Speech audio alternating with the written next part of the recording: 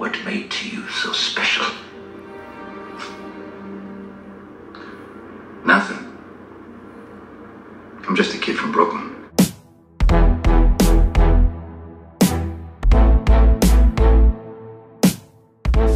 Books are fun. Books are great. Let's sit down with a book today.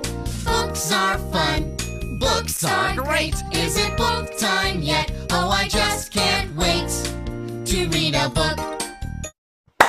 Okay, guys, Frank Stout, just a guy from Brooklyn, coming at you with a smoking hot review of Evil Dead Rise, the new installment in the Evil Dead franchise, which always reminds you that reading a good book may not always be a good thing, right? This is going to be a spoiler-free review. However, at the tail end of my video, I will definitely give you a warning, and then I'm going to go into some quick spoilers, just some minor stuff. But I would definitely give you that warning. So if you haven't seen the movie, don't worry. This is spoiler-free. And then once you see that warning, cut this video right off. As always with my reviews, I want to give you the good, the bad, and the in-between. I enjoyed this movie immensely. And just so you know, I was not scared in that theater for one instant. So let's go to the premise. And the premise is you got a struggling family. They discover the Book of the Dead. And they're staying at this old, like, soon-to-be condemned apartment building in California. That's obvious. Once they discover the book and it gets opened up, we're off to the races. You know, this movie really doesn't waste much time. And so we get to the good, and the good is, and there's a lots of it, so get ready for this. Number one, we have a new setting, because these movies usually take place in like this cabin in the woods setting. You know, the majority of them do. I mean, one took place in the Middle Ages, but let's not even get into that. This old condemned building, which used to be a bank, which also, you know, is kind of a plot device, it gives the viewer a trapped, claustrophobic feeling, you know, similar to like Alien or movies of that sort, where you just feel trapped. There's no way out. The only access they really have is this elevator, and the elevator also seems to be kind of a plot device, you know, part of the movie. It's kind of its own thing. By all means, this does not make this elevated horror. I'm here all week, folks. Number two, it gives you a new family aspect, mostly, you know, with children that just wasn't there in the other movies. And that also like ramps up the pressure for you watching this movie, because you never want children to like die or, you know, get hurt in any way. Even though the movie is not too long, they did spend some time to do some character development. You know, they definitely let you know each character of this family, what they're about. They quickly let you know. One of the standouts was Alyssa Sutherland, who played the mother character. She kind of steals the show. She is this movie, in my opinion, because once she turns, she just absolutely scares the shit out of everybody, both in the movie and in the theater. You know, people were really like reacting to her in this theater experience. Another one was Nell Fisher, who played the youngest daughter. She was just so adorable.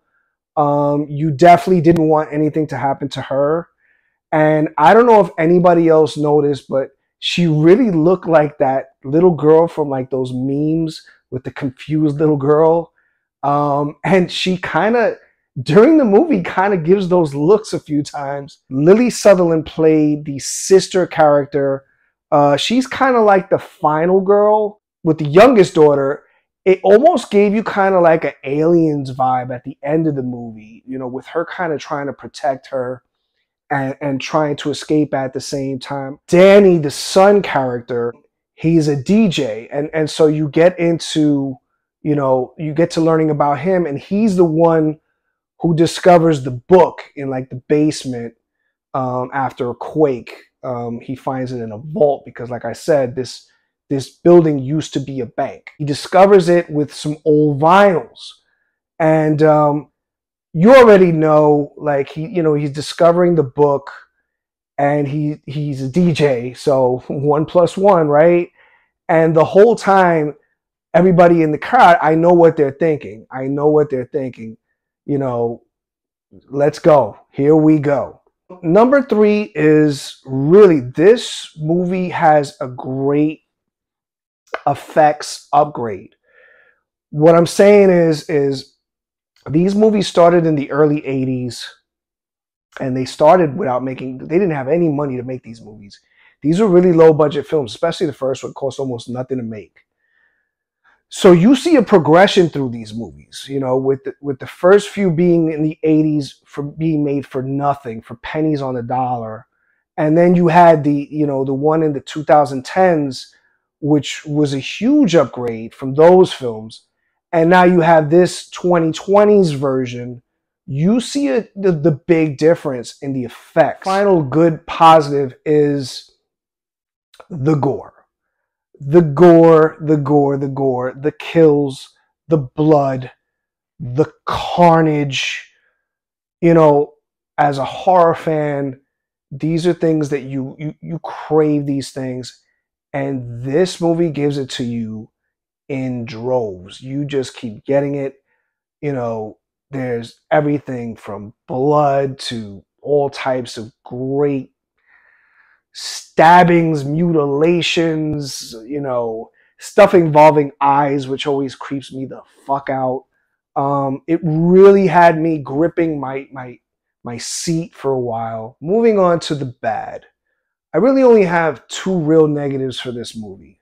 Number 1 is, other than all the things that I just mentioned, which were awesome, there's not much new here. This is basically an Evil Dead story. They don't really change much. There's no real new direction. There's no new kind of extra storyline. It's just another, you know, self-contained Evil Dead story. And that's what most of them are.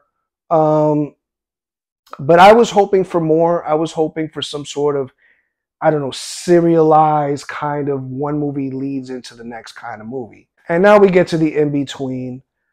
I must say this. I can see this because I know fans that they're like super fans of the Evil Dead franchise, especially fans of those old 80s movies, which were more 80s. They were more campy and cheesy. They had a lot more over-the-top kind of comedy with Ash. You know, they definitely had that nice blend of horror with comedy. And I can see fans of those movies feeling a little let down, especially if you did not like the remake, which technically isn't really a remake. It's more of a sequel, because it is considered a sequel. Maybe reboot would be the better word.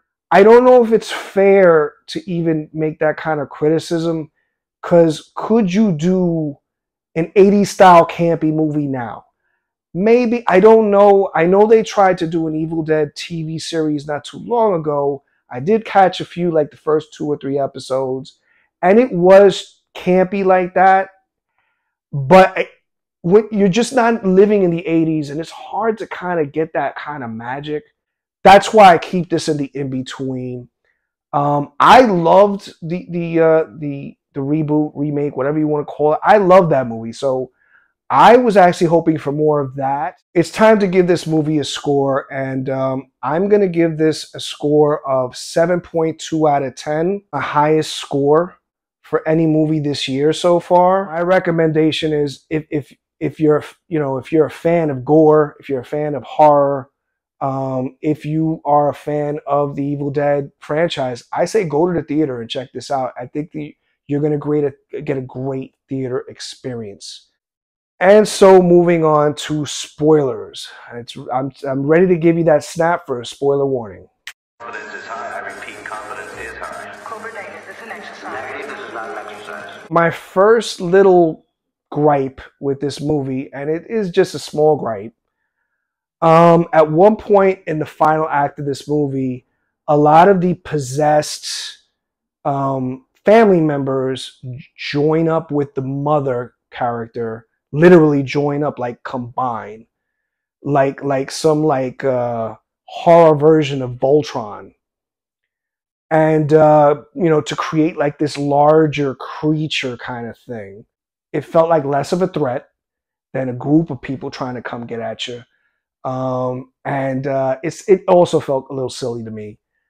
But listen, it did work for the movie, I guess, with the way it ended. So number 2 is, there is kind of a small twist at the end of the movie, which shows that the beginning of the movie is actually the end of the movie. I'm not sure why they did this. I don't know if they just wanted to do a twist for twist's sake, or if this is some sort of possible, hint of a future sequel. All in all, I really enjoyed this movie. I really highly recommend it. And so, as always, it's time to say, from the city that never sleeps, See my face peace. in lights on my name on marquees found down on Broadway.